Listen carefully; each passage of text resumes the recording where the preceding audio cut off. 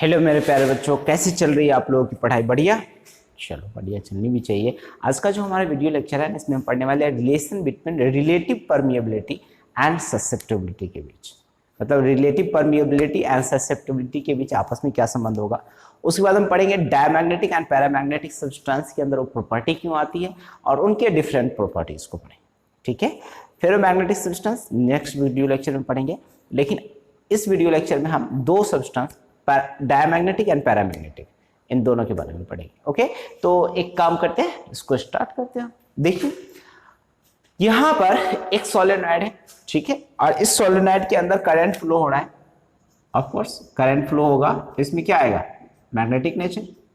और magnetic nature जो आएगा तो हम किसी दूसरे मैग्नेटिक सब्सटेंस है, ये एक मैग्नेटिक सब्सटेंस है, इस मैग्नेटिक सब्सटेंस के पास लाएंगे, या कह लो कि सोलेनॉइड के अंदर ही इस मैग्नेटिक सब्सटेंस को रख देंगे। ठीक है, दोनों ही चीज है, इसके पास ले आओ या इसके अंदर ही रख दो।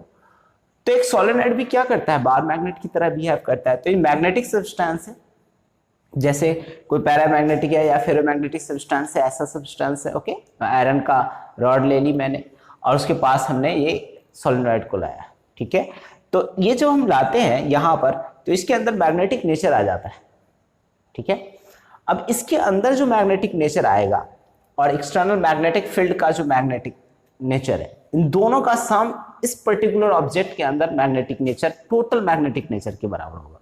अब ये क्या कर रहे हैं सर? देखो, मान लो ये सब्सटेंसेस का टोटल मैग्नेटिक फील्ड B है, तो जो ऑब्जेक्ट हम ला रहे हैं, ठीक है, उसके कारण इसमें जो मैग्नेटिक फील्ड होगा वो B0 प्लस एंड इसके अपने जो इलेक्ट्रॉन है उसके मैग्नेटिक मोमेंट के कारण। ठीक है, इलेक्ट्रॉन का भी तो मैग्नेटिक मोमेंट होता है, जैसे इसको लाओगे ना तो इसके इलेक्ट्रॉन एक सीध में हो जाएंगे। ठीक है, तो इसके अपने प्रॉपर्टी के कारण जो मैग्नेटिक नेचर है वो इन दोनों को सम, तो ये Bm है। समझ में आ रही बात है? मतलब ये जो सब्सटेंस वैक्यूम में होता, यहां पर नहीं है, इसको बाहर रखते हैं, तब मैग्नेटिक फील्ड है, वो जो मैग्नेटिक फील्ड वही कंट्रीब्यूट तो करेगा ही टोटल मैग्नेटिक फील्ड में इस सब्सटेंस के। तो इसको हमने B0 लिखा और ये Bm है कि इस पर्टिकुलर ऑब्जेक्ट के जैसे ही पास लाएंगे तो इसके अंदर मैग्नेटिक नेचर आएगा। तो ये मैग्नेटिक नेचर जो होगा, magnetic dipole moment per unit area, जो तूने पढ़ा है, नहीं, magnetic dipole moment per unit volume, ठीक है, जो तुमने पढ़ा है। तो magnetic dipole moment per unit volume जो होगा वो मैग्नेटिक मोमेंट के इक्वल होगा एंड इन दोनों का सम होगा ये B0 प्लस Bm के इक्वल। अब देखिए B इक्वल टू क्या हो जाएगा? B0 की वैल्यू कितनी होगी? देखो B0 जो है एक्सटर्नल, ये एक्सटर्नल जो हमने सोलेनॉइड लाया है इसके कारण मैग्नेटिक फील्ड है। तो तुमको मैंने पढ़ाया था B0 इक्वल टू क्या होता है? म्यू0 इंटू H। क्या हमें इतनी बातें समझ में आ रही? H क्या है? मैग्नेटाइजिंग फील्ड इंटेंसिटी है।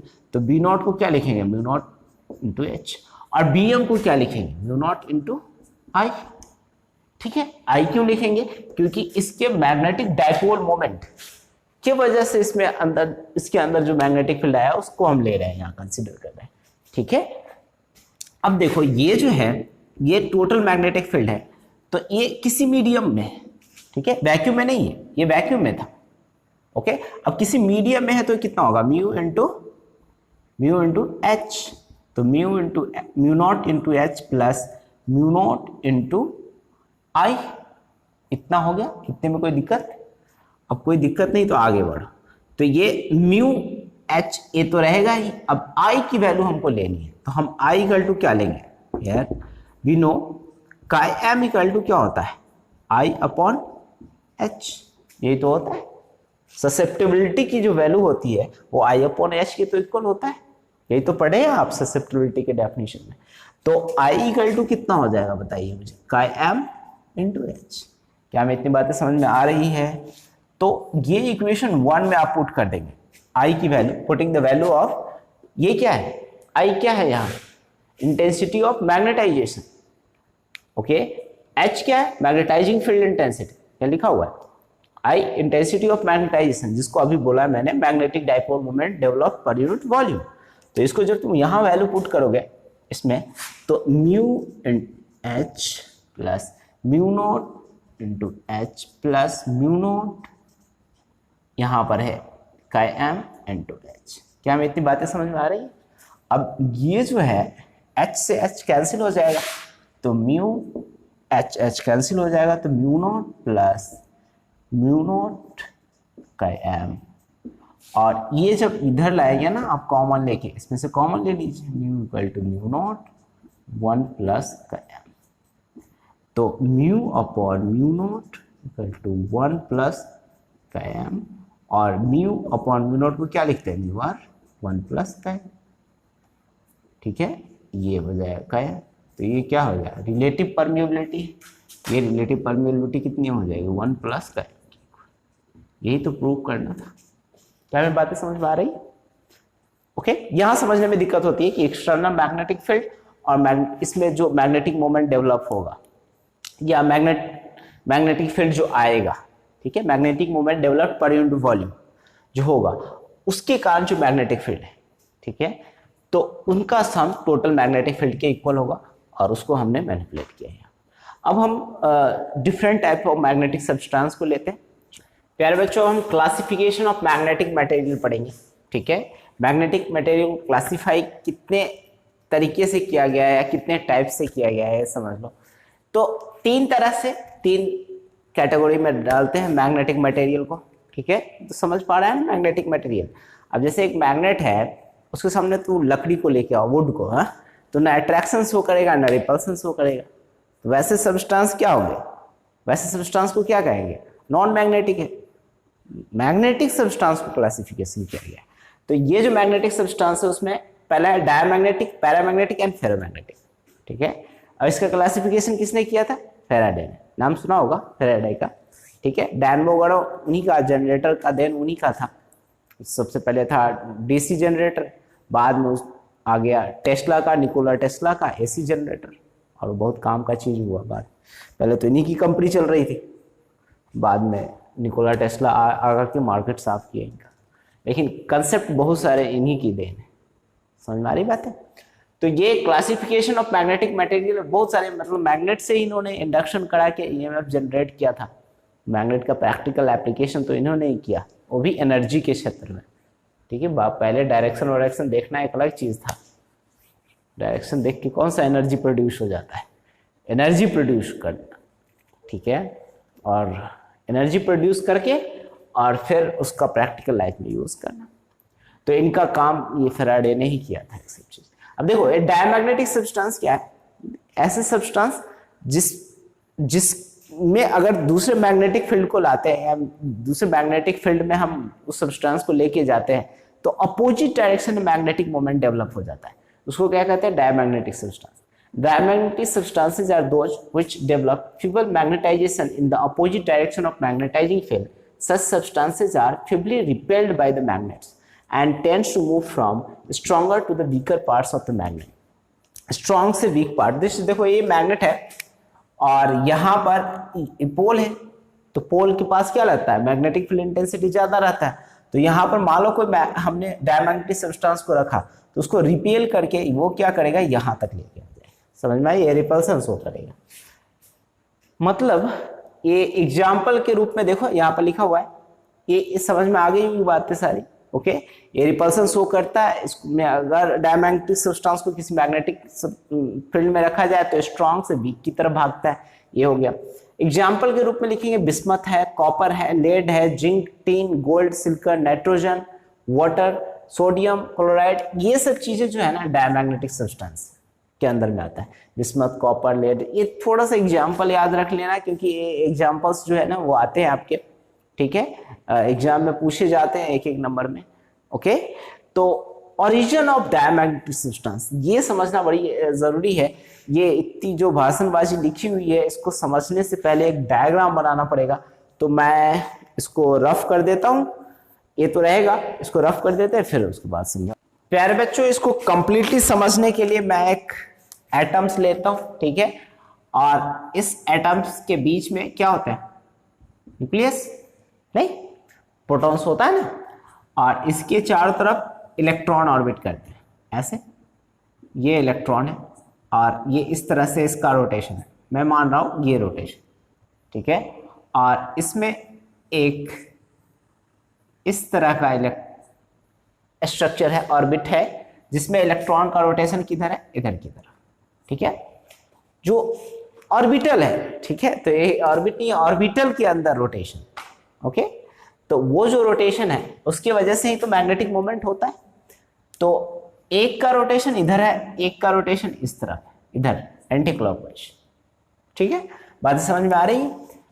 और ये जो रोटेशन है इसमें एक बात समझ लो, ये जो मैग्नेटिक फील्ड है उसका ये है डायरेक्शन, मतलब किसका, कौन से मैग्नेटिक फील्ड का, एक्सटर्नल मैग्नेटिक फील्ड का। पहले एक बार समझ लो कहना क्या हम चाह रहे हैं वो, उसके बाद यहां पर हम एक्सप्लेन कर देंगे थ्योरी क्या है, ठीक है। अब ये मैग्नेटिक फील्ड तो अंदर की तरफ, ओके। होता क्या है कि जब एक्सटर्नल मैग्नेटिक फील्ड नहीं रहता है तो चूंकि इलेक्ट्रॉन का स्पिनिंग एंटी क्लॉकवाइज, ये क्लॉकवाइज है, अब तुमको ऑर्बिट में दिखाया लगेगा कि ऑर्बिट में मूव कर रहा है ऑर्बिटल, ठीक है, लेकिन रोटेशन को दिखाने का यही साधन था, मैंने ऐसे ही दिखा दिया एक, ठीक है। अब यहां पर ये न्यूक्लियस है, ये इलेक्ट्रॉन एंटी क्लॉकवाइज ऐसे मूव कर रहा है, और ये जो है ना ये कैसे मूव कर रहा है, क्लॉकवाइज मूव कर रहा है। क्या मैं बातें समझ में आ रही है? तो क्लॉकवाइज जो मूव कर रहा है इस तरह से मूव कर रहा है क्लॉकवाइज, ओके, और इलेक्ट्रॉन एंटी क्लॉकवाइज ऐसे मूव कर रहा है। क्या मैं बातें समझ में आ रही, इस तरह से, ओके। तो इनिशियली जब मैग्नेटिक फील्ड नहीं था, ये जो ब्लू वाला जो चीज है वो नहीं था, तो नेट मैग्नेटिक फील्ड इसका कितना था, 0। लेकिन जैसे हमने एक्सटर्नल मैग्नेटिक फील्ड लाया, होता क्या है लेंज लॉ से, मतलब वैसे सब्सटेंस जिसका नेट मैग्नेटिक मोमेंट 0 होता है उसको डायमैग्नेटिक सब्सटेंस बोलते हैं। लेकिन जैसे आप एक्सटर्नल मैग्नेटिक फील्ड लाते हैं, होता क्या, होता ये है कि इसके वजह से मैग्नेटिक मोमेंट क्या होगा, ऊपर की तरफ, नहीं, ऊपर की तरफ मैग्नेटिक मोमेंट होगा, ये M1 ऊपर की तरफ, और इसकी वजह से किधर किधर होगा, नीचे की तरफ। तो नीचे की तरफ को हम ब्लू लाइन से कर लेते हैं, ठीक है, ये नीचे की तरफ। और ये जो एक्सटर्नल मैग्नेटिक फील्ड है उसकी वजह से किधर होगा, नीचे की तरफ। तो मैग्नेटिक फील्ड जो ऊपर की तरफ ऐसे लग रहा है, ऊपर की तरफ अप कर लो, एंड ये मैग्नेटिक फील्ड डाउन। होता क्या है, एक्सटर्नल मैग्नेटिक फील्ड जैसे ही मिलाते हैं तो जो सपोर्टिंग मैग्नेटिक फील्ड होता है या सपोर्टिंग मैग्नेटिक मोमेंट जो होता है उस इलेक्ट्रॉन के मोशन को स्लो कर देता है एक्सटर्नल मैग्नेटिक फील्ड। किस लॉ से, लेंज के लॉ से। तो लेंज का नियम जो है ना मैग्नेटिक इंडक्शन में आपको पढ़ना है, बट यहां पर आप समझ लीजिए ये कि जस्ट एज इट इज, ये अपोजिंग नेचर करता है उसको, मतलब कहने का ये अपने सपोर्ट, जैसे मैग्नेटिक मोमेंट इसके कारण अंदर की तरफ होगा तो इसका सपोर्ट में ये है magnetic moment due to what, ये डाउन है, इस इलेक्ट्रॉन की वजह से जो है इसको क्या करेगा, इस इलेक्ट्रॉन की वेलोसिटी को कम कर देगा, और ये जो ऊपर वाला लग रहा है अपोजिट डायरेक्शन में उसकी वेलोसिटी को बढ़ा देगा।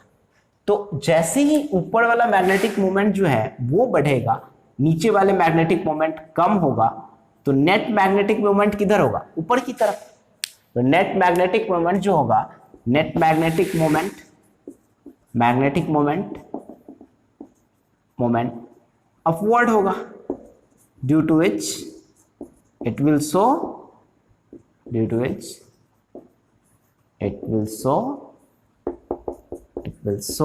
रिपल्सन। ये क्या शो करेगा, रिपल्सन शो करेगा। क्या हमें बातें समझ में आ रही है कि एक्सटर्नल मैग्नेटिक फील्ड को अपोज करेगा ये वाला, नेट मैग्नेटिक फील्ड तो ऊपर हो गया, इसका नेचर जो है वो डाउनवर्ड है मैग्नेटिक मोमेंट का, और इस वाले जो अपवर्ड है मतलब इस इलेक्ट्रॉन के कारण जो मैग्नेटिक मोमेंट है उसके कारण क्या अपवर्ड है, तो ये क्या करेंगे, आपस में रिपेल करेंगे। क्या हमें बातें समझ में आ रही है? तो यही चीज हमने लिखा है, देखो, due to rotation of electron and atom possesses magnetic moment, electron के रोटेशन की वजह से मैग्नेटिक मोमेंट होता है। In diamagnetic substance resultant magnetic moment in an atom is 0। किसी एटम के अंदर रिजल्टेंट मैग्नेटिक मोमेंट जो होता है वो 0 होता है। When magnetic field is applied then according to Lenz law, Lenz scientist का नाम है Lenz law, those electron in which the orbital magnetic moment is in the same direction slow down, वो स्लो हो जाता है, and those in the opposite direction speed up.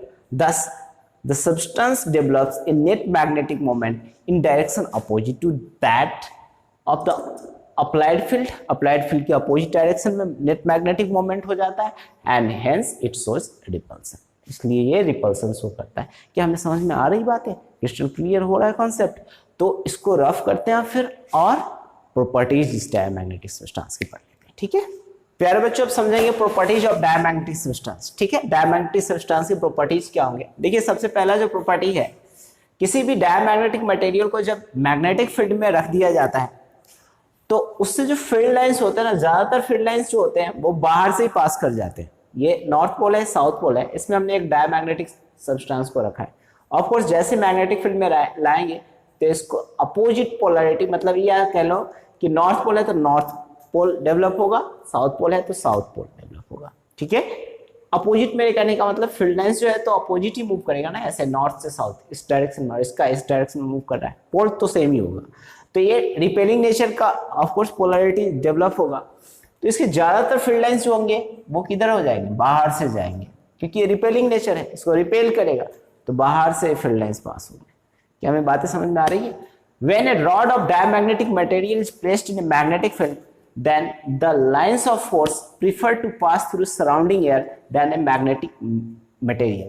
ये magnetic material से पास करने के बजाय ये सराउंडिंग से पास करना ज्यादा प्रेफर करता है। ठीक है, ये हो गया तुम्हारा पहला है।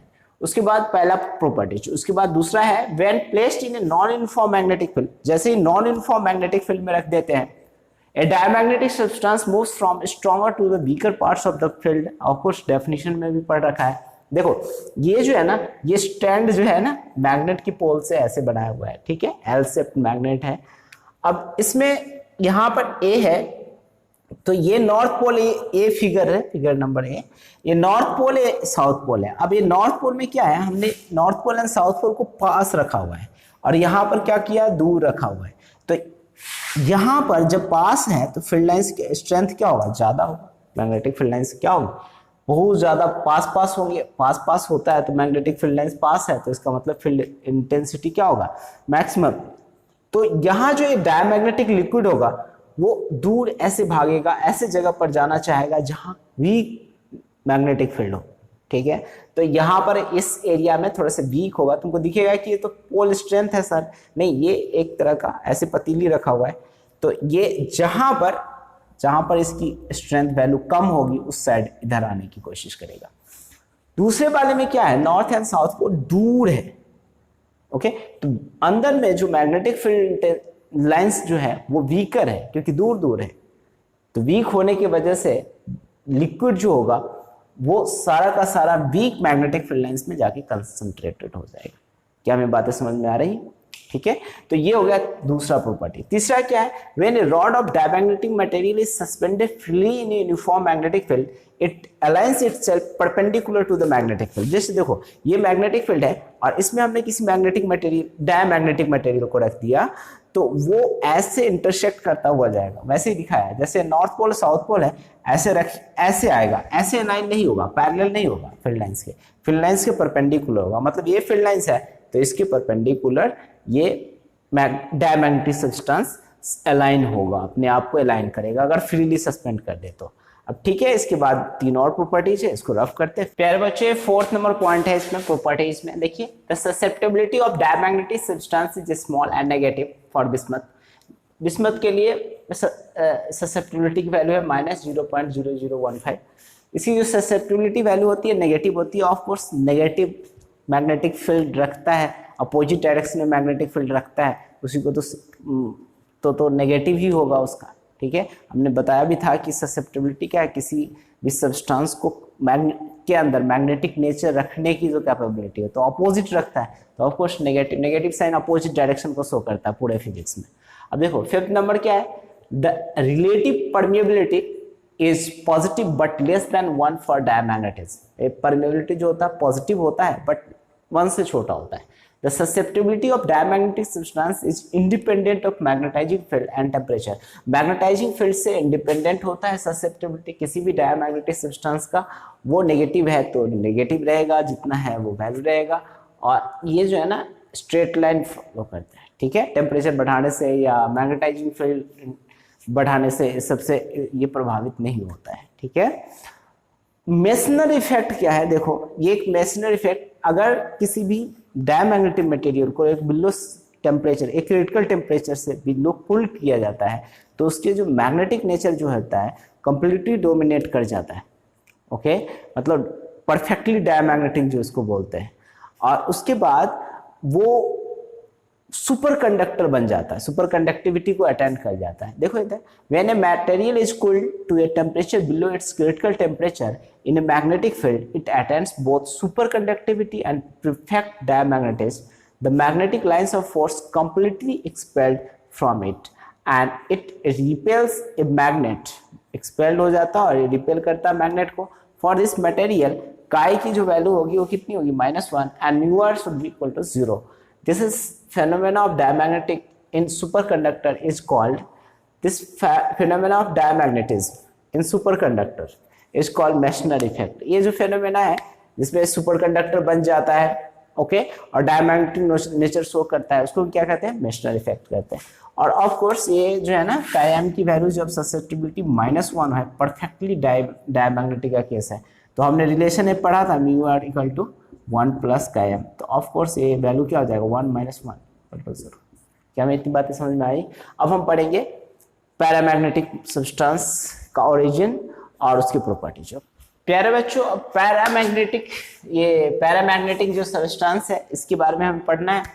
तो paramagnetic substance feeble attraction show करेगा, ऑफ कोर्स पहले भी बता दिया था। इसमें क्या होता है कि मैग्नेटिक मोमेंट का वही डायरेक्शन होता है जिस डायरेक्शन में एक्सटर्नल मैग्नेटिक फील्ड होता है, तो ऑफ कोर्स ये अट्रैक्शन शो करेगा, अपोजिट रहता है तो रिपल्सन शो करता है। तो paramagnetic substance are those which develop feeble magnetism in the direction of magnetising field. Such substances are feebly attracted by magnets and tends to move from weaker to stronger parts of the magnetic field। Magnet के weaker से stronger part की तरफ ये attraction show करता है। Of course जब attraction ही show करेगा तो जैसे देखो ये है, यहाँ पर नॉर्थ पोल है, तो नॉर्थ पोल से अगर मैग्नेटिक फील्ड ऐसे निकलेगा मान लो, तो यहाँ वीक है और यहाँ पर तुमने सब्सटेंस रखी हुई है, तो इसको खींच करके कहाँ ले आएगा, यहाँ पर स्ट्रॉन्ग फील्ड है। तो ये हो गया paramagnetic. Manganese, aluminium, chromium, platinum, sodium, copper, chloride, oxygen at STP, these are the paramagnetic substance, okay। अब origin of पैरामैग्नेटिज्म, okay, हम लोग सब जितने भी कैटेगरीज है मैग्नेटिक सब्सटेंस के, पहले उसका डेफिनेशन पढ़ते हैं, एग्जांपल पढ़ते हैं और उसके बाद ओरिजिन कैसे हुआ, ठीक है। अकॉर्डिंग टू लैंजेविन, ए साइंटिस्ट का नाम है, द एटम्स और molecules of paramagnetic material possesses a permanent magnetic moment. ये परमानेंट मैग्नेटिक मोमेंट रखता है, ठीक है। ये इनके अकॉर्डिंग की वो उसके पास खुद का नेचर है, वो परमानेंट मैग्नेटिक मोमेंट रखेगा। लेकिन होता क्या है, अब देखो आगे पढ़ो फिर पता चल जाएगा। Either due to presence of some external unpaired electron, या तो unpaired इलेक्ट्रॉन रहता है इसके वजह से, और due to non cancellation of spins of the two electrons, दो स्पिन्स आपस में कैंसिल भी नहीं हो पाते तो भी होता है, ठीक है। स्पिन्स अगर कैंसिल हो जाएगा तो नहीं होगा, मैग्नेटिक मोमेंट 0 है। लेकिन जब कैंसिल ही नहीं हो रहा है तो ऑफ कोर्स इसके अंदर कुछ ना कुछ मैग्नेटिक मोमेंट होगा। In the absence of external magnetic field the atomic dipoles are randomly oriented. ये absence of external magnetic field, atomic dipoles क्या होता है, रैंडमली ओरिएंटेड होते हैं। सो यहां पर when external magnetic field is applied then atomic dipole aligns in the same direction of external magnetic field. जैसे ये जो है ना, इसका एक्सटर्नल मैग्नेटिक फील्ड तो है नहीं, तो रैंडम ओरिएंटेशन है, तो नेट मैग्नेटिक मोमेंट अभी कितना होगा, 0, क्योंकि रैंडमली ओरिएंटेड है। जैसे एक्सटर्नल मैग्नेटिक फील्ड डालेंगे हम तो उस सब का अलाइनमेंट एक डायरेक्शन में हो जाएगा, तो इसके वजह से इसके अंदर क्या हो जाता है, मैग्नेटिक नेचर आ जाता है, ठीक है।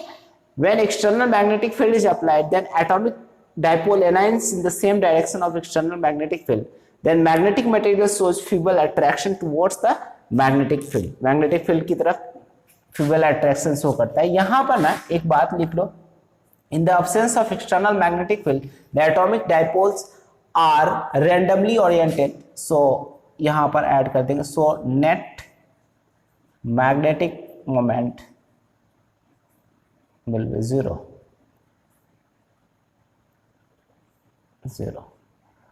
इनिशियली। लेकिन जब हम जैसे ही when external magnetic field is applied then atomic dipole एनाइन in the same direction, same ही डायरेक्शन में एटॉमिक डाइपोल अलाइन हो जाएगा of external magnetic field. Then magnetic material source feeble attraction, तब मैग्नेटिक मटेरियल क्या करता है, फीबल अट्रैक्शन शो करता है। मेरे कहने का मतलब ये है कि एक्सटर्नल मैग्नेटिक फील्ड नहीं रहता है तो रैंडम ओरिएंटेशन होता है, और अगर हम एक्सटर्नल मैग्नेटिक फील्ड में ला रख देते हैं तो इसके अंदर एक आ जाता है मैग्नेटिक मोमेंट, और जिसकी वजह से ये क्या करता है, पैरामैग्नेटिक नेचर शो करता है। ठीक है, रैंडम ओरिएंटेशन नहीं होगा तो ये क्या करेगा, पैरामैग्नेटिक नेचर। अगर एक डायरेक्शन में, पर्टिकुलर डायरेक्शन में अलाइन हो गया तो इसके अंदर क्या आ जाएगा, पैरामैग्नेटिक नेचर आ जाएगा। समझ में आ रही बात है?